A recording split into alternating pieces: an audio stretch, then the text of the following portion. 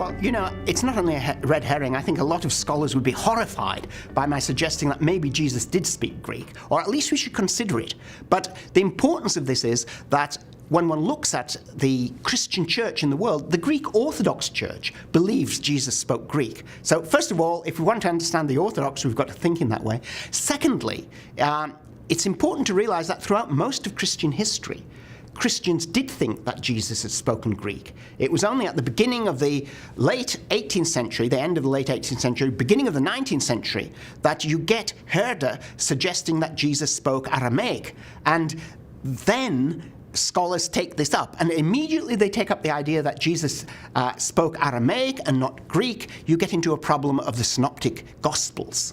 So anyone looking at earlier commentaries before that, they find that there isn't really a synoptic problem, and very often people write about this as though people who wrote the commentaries earlier than the 19th century were rather stupid because they didn't see this problem which hits you in the eye when you look at the New Testament.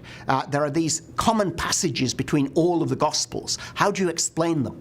Of course, it's no problem for the Eastern Orthodox because they simply say, well, Jesus spoke Greek, so those words are the same, obviously not because they're relying upon written sources and things which we get the synoptic arguments about, but because Jesus spoke Greek and that's what was recorded.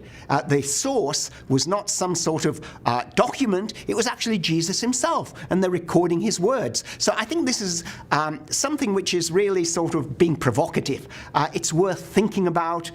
It helps us to think about the New Testament in a different way. It helps us to think about church history in a different way. Earlier commentators on the Bible, how they thought about it. There's a tendency today to think that anything older than 10 years old is ridiculous and out of date and people didn't know what they were doing. In actual fact, many of these people knew exactly what they were doing and they believed certain things. And we've got to put ourselves into that mindset, and we've got to consider different possibilities. And this is just one possibility. I mean, I don't know whether or not Jesus spoke Greek. He probably spoke Aramaic, as people say, but we've got to consider these alternative possibilities when we look at the Bible.